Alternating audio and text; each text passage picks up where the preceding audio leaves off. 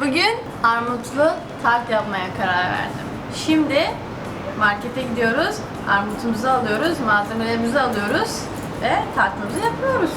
Hadi gidelim. Markete geldik, manava. Ama biz konumuzdan sapmıyoruz, armut alacağız.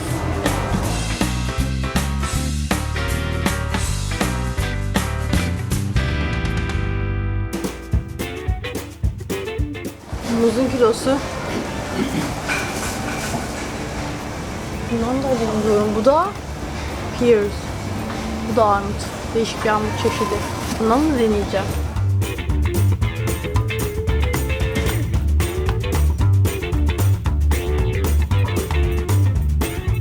Milföy.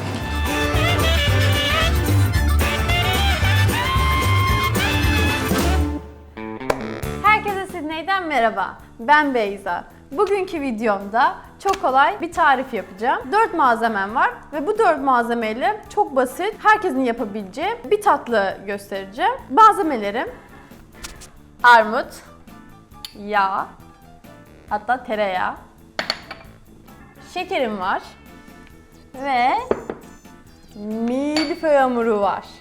İlk önce armutlarımı soymakla başlıyorum.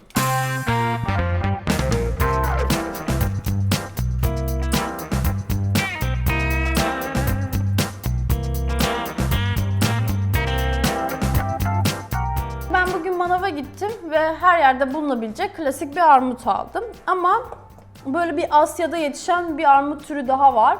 Bundan da deneyeceğim. Bu tatlının hiçbir sınırı yok. İsterseniz elmayla, isterseniz şeftaliyle, kayısıyla, her çeşit meyveden olabilecek bir tatlı. Çok da kolay. O zaman şimdi armutlarımı kesiyorum. İlk önce ortadan ikiye keseceğim. Sonra bu içindeki kısımları alıyorum. Ve sonra bir daha kesiyorum. Bence bu incelik gayet güzel.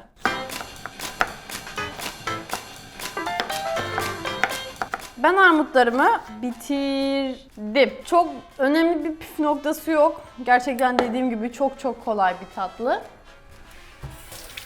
Şimdi karamel yapacağız. Bu aşamada biraz dikkatli olmanızı öneririm sadece. Çünkü kendinizi yakmanızı istemem.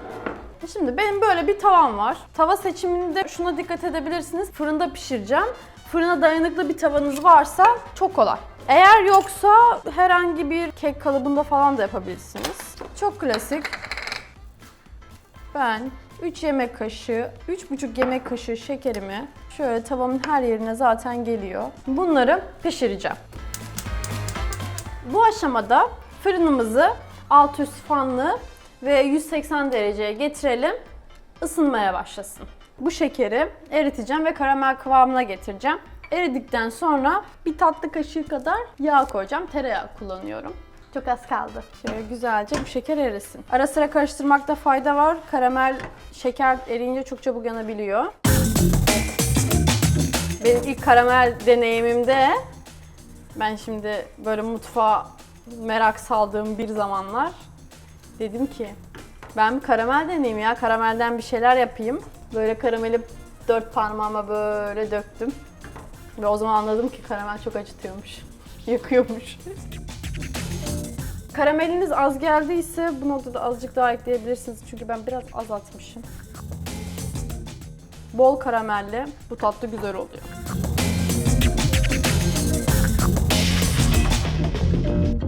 Şu an karamel eriyor. Şunun erimesini bekliyorum. Görüyor musunuz? Karamel gayet güzel bir renkte. Çok sakın yakmayın. Ben şöyle hepsini bir araya getireyim, rengini göstereyim. Yağını ekleyince rengi bir tık daha açılacak. O yüzden çok azıcık daha pişiriyorum. Şöyle bir tatlı kaşığı kadar tereyağını ekliyorum.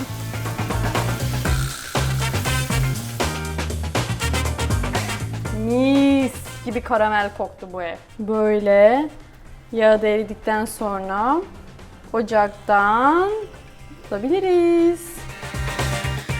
Şöyle biraz soğutacağım karameli. Çünkü şu an pişmeye devam ediyor.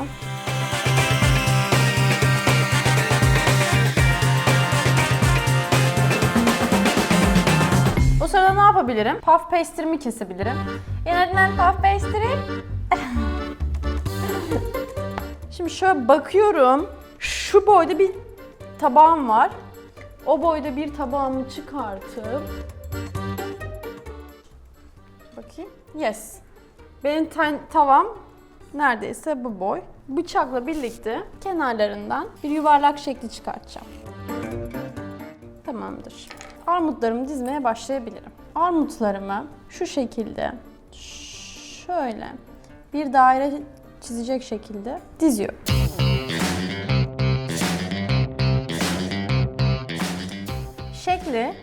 Bunun şekli isteğinize bağlı olarak değiştirebilirsiniz. İsterseniz böyle sıra sıra dizebilirsiniz. İsterseniz benim gibi böyle daire şekli de yapabilirsiniz. Şöyle bir de ortasına koyacağım. Bir de şu kısmına koyacağım. Şu şekilde ben bir şekil çıkarttım.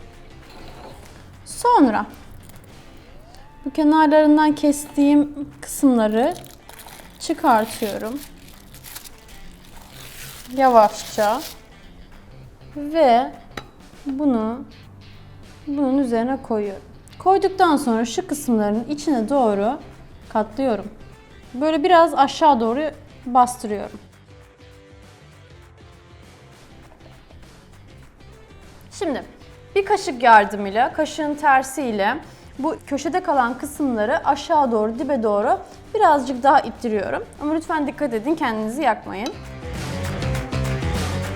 Bastırdıktan sonra bir bıçakla birkaç çizik atıyorum üstüne.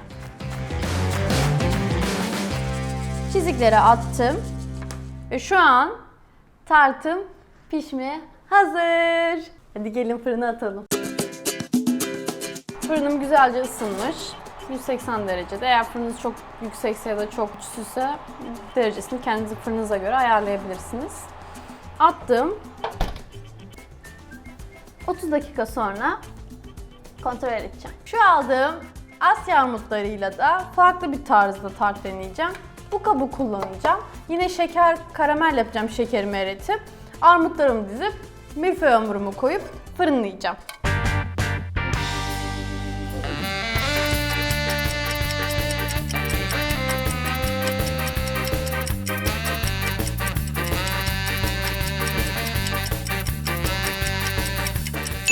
Şimdi 25 dakika doldu.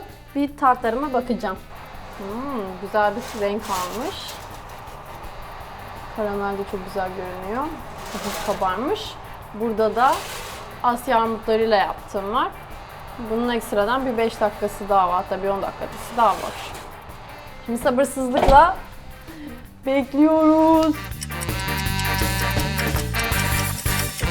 Şimdi tartlarımı fırından çıkarttığımdaki o yüksek ısı biraz düştü. Ve şimdi en güzel aşamaya geldim. O an tadına bakacağım. Çıtır çıtır. Böyle bu şekilde.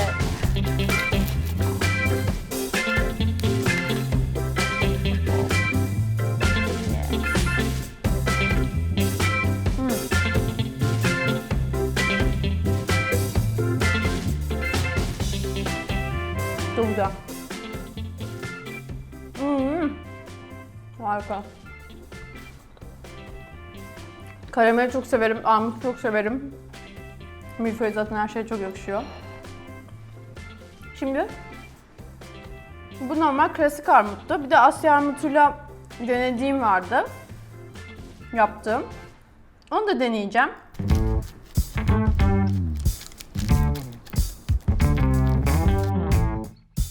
Şu şekilde.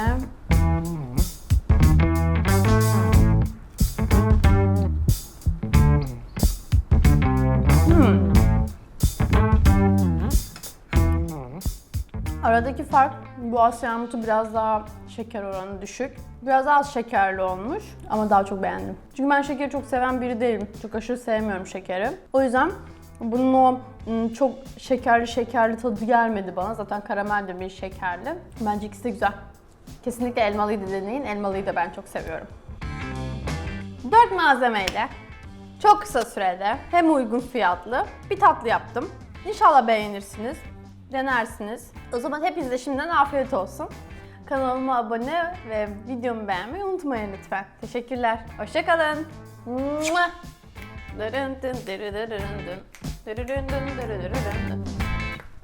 Çok güzel olmuş lan. Gel.